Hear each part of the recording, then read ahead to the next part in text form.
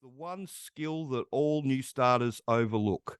Welcome to Conversations About Mining. Today we've got Jess here from Beyond WA Resumes and Recruitment, and we're going to talk about the one big skill that everybody overlooks when they're going for a mining job.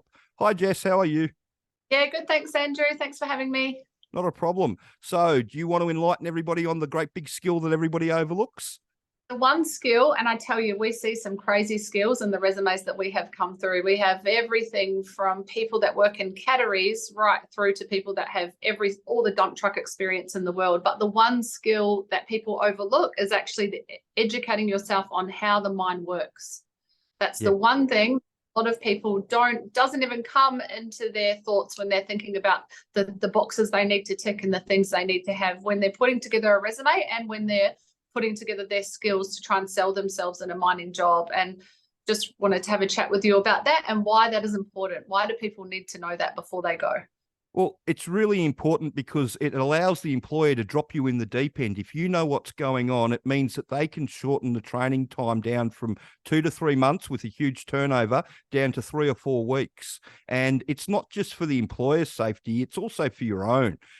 Because when you get to site, teaching you how to drive the truck's really easy. They're not hard to learn how to use. They're really expensive things, but they're not hard to learn how to use. What everybody struggles with is learning enough about the mine so you can be left alone. And that's the key thing. And that's the skill that everybody overlooks, to be able to be left alone in a nipper's wagon to go around and navigate the mine, or a truck, or even on service crew running stuff around underground with the IT with forks on.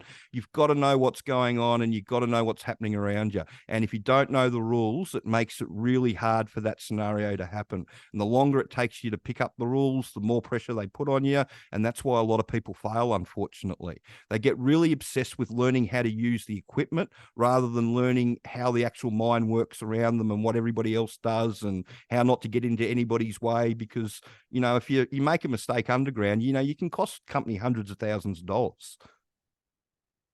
And it can be really dangerous. It can be really, really dangerous. You could lose your life or really seriously injure yourself or someone else.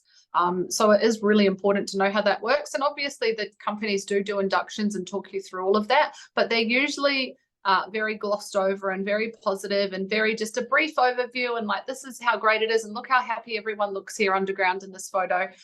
Whereas Andrew's training goes through kind of the nitty gritty of it all and the good, the bad and the ugly. So you're really prepared. So once you've done this course, you're going to know 100% whether you want to do this and whether you can do it. It's not for everyone and not everyone succeeds at it, but at least going in with this training, you'll have a realistic idea of exactly how it's going to work, what it's going to look like, and you're not going to go in there, you're not going to have any time in your first swing that you're going to go, oh my god, this is too much, it's what is this, I wasn't expecting this. You're just not going to have that happen because you're going to have wrapped your head around it already. We really take pride in the fact that we like to send people to site that aren't going to get blindsided by anything.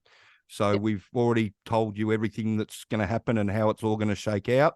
And it goes over really well with the foremans in the interview. When you can sit there in the interview and, have a proper conversation with them about how it all works, the good and the bad. Often, when we do the interview prep for the work ready, we'll tell them, to tell them some bad stuff about what's going on, because the foremans like that, because they like the fact that, the negatives going in, because it's, when people only, concentrate on the positives, then that's where you get a lot of failure.